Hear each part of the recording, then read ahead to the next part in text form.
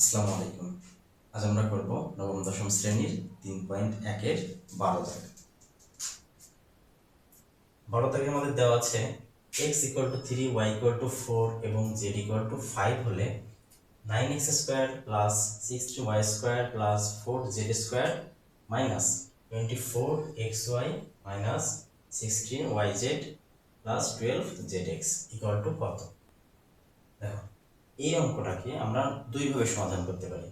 এক হলো সরাসরি যেখানে x আছে সেখানে x এর মান, যেখানে y আছে সেখানে y এর মান, যেখানে z আছে সেখানে z এর মান, প্রত্যেক জায়গায় এদের মান বসে সাধারণ ক্যালকুলেশন করা, অর্থাৎ যোগ বিয়োগ গুণ ভাগ এখানে যা আছে তা করা, তাতেই আমাদের মান বেরোবে।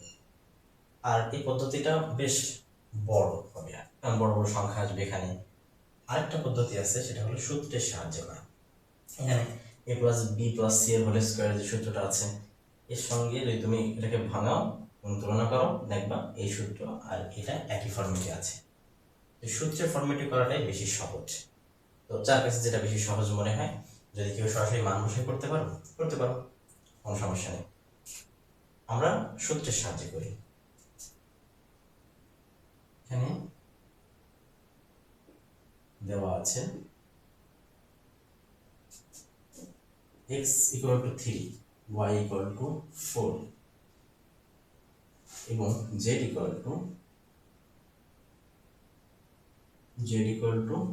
5। আমাদের প্রদত্ত রাশি হলো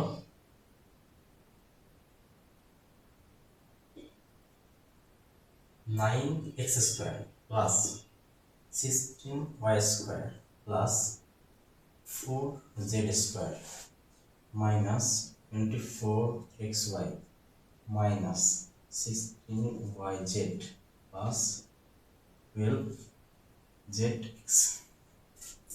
আচ্ছা, এইটাকে আমরা এমনভাবে ভাঙাবো যাতে সূত্রের মতো করে হয়। এভাবে ভাঙাবো, তাহলে কি করা যায়? এখানে আছে 9x² অর্থাৎ 3x এর উপর স্কয়ার, 3 এর উপর স্কয়ার করলে 3 3 কে 9, x এর উপর স্কয়ার করলে x² প্লাস, আচ্ছা অনেকে প্রশ্ন হবে এখন যে এখানে তো প্লাস 16 ছিল বা 16 ছিল, তাহলে 4 এর উপর স্কয়ার করলেই তো হতো, মাইনাস কেন নিলাম? আমরা এখানে মাইনাস এই কারণে নিলাম কারণ আমাদের ওই সূত্রে পরিণত করতে গেলে এখানে আমাদের অঙ্কে দুই জায়গায় মাইনাস আছে, এই মাইনাসগুলোকে তুলতে হবে। এই মাইনাসগুলোকে তোলার জন্যই এই 4y এর আগে মাইনাস নিতে হবে।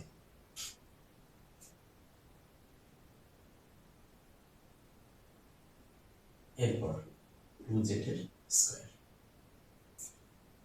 3x যদি আমার a হয় তাহলে a² - 4y যদি b হয় b², 2z যদি c হয় c²। তাহলে আমাদের এরপর অবস্থান কি? Plus 2ab। দেখো, প্লাস সূত্রের 2 ab, a কি? 3x, b হলো -4y -4y। এবার দেখো, এই মাইনাস এই প্লাসে সেই মাইনাস হয়, একই জিনিস, অর্থাৎ এখানেও যায় এখানেও একই জিনিস হয়েছে। প্লাস 2bc, 2bc অর্থাৎ সূত্রের 2 দিলাম, আমার b হলো এখানে -4y -4y, c হলো 2z, c হলো 2z। এই মাইনাস এই প্লাসে সেই মাইনাস হয়। এরপর দেখো প্লাস এখানে 2ca, সূত্রের 2, c হলো 2z, a হলো 3x। এবার 3x²,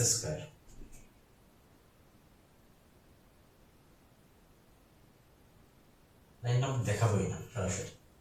দেখো, সেটা আমরা ভাঙাইছি এই লাইনটাকে, এই লাইনটা একই কিনা। 9 3 এর উপর স্কয়ার করলে হয় 9, 3 3 কে 9, x এর উপর স্কয়ার করলে হয় x²। এই প্লাস মাইনাসে এখানে মাইনাস হবে, কিন্তু এই মাইনাস যখন মাইনাসের উপর স্কয়ার করা হয় তখন মাইনাসে মাইনাসে কি হয়ে যায়? প্লাস। তাহলে 4 এর উপর স্কয়ার করলে হয় 16 এখানে 2z এর উপর স্কয়ার করলে 4z² হচ্ছে। এখানে দেখার ব্যাপার, এই মাইনাসটা আমরা কেন নিয়েছিলাম? 2ab, তাহলে এই b এর মাইনাস আর এই প্লাস, প্লাস মাইনাসে মাইনাস 2ab হয়ে যাচ্ছে।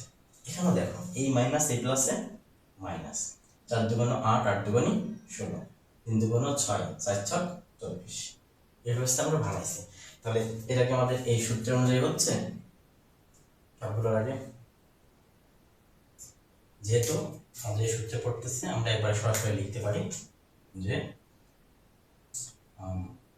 ব্র্যাকেট সেকেন্ড ব্র্যাকেট দিয়ে a 3x প্লাস b হলো আমাদের -4y প্লাস c হলো 2z এর উপর স্কয়ার।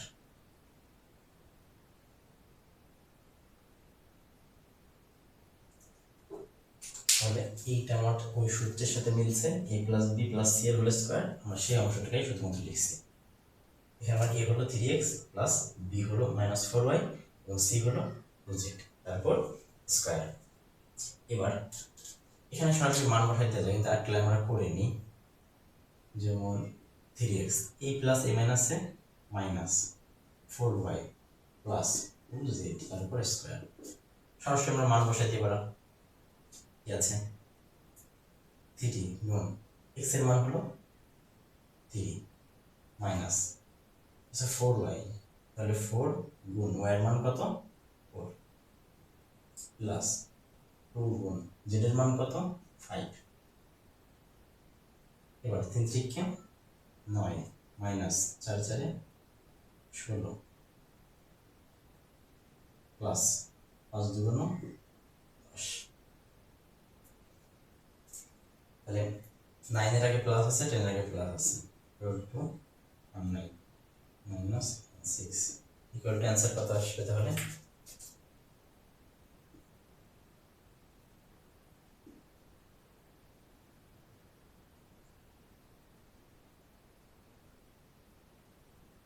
এর পর স্কয়ার ইকুয়াল টু 3 3 9। আশা করি আমরা বুঝতে পারছো। এখান থেকে আমরা কি করেছি, মান বসাইছি। কি মান? এটা আমার a square plus b square plus c square plus 2ab plus 2bc plus 2ca সূত্রে পড়ছে। এটা কার সূত্র? a plus b whole square সূত্র। a plus b plus c এর হোল স্কয়ার। এখানে a প্লাস মাইনাসে মাইনাস এই লাইনটা আমরা করে নিয়েছি। এবার সরাসরি আমরা x y z এর মান বসাইছি। x এর মান 3, y এর মান 4 আর z এর মান হলো 5। মান বসালে 3 কে 9, এই মাইনাস এই যে 4 4 16, এই প্লাস এই যে 5 2 4 5 2 গুণ 10, এদের উপর স্কয়ার বসে গেল।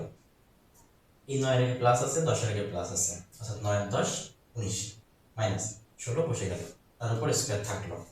এবার 19 থেকে 16 গেলে কত থাকে 3, তারপর স্কয়ার। স্কয়ার মানে সেটা দুইবার গুণ, 3 গুণ 3 করলে হয় 3 3 9। এটাই হলো আমাদের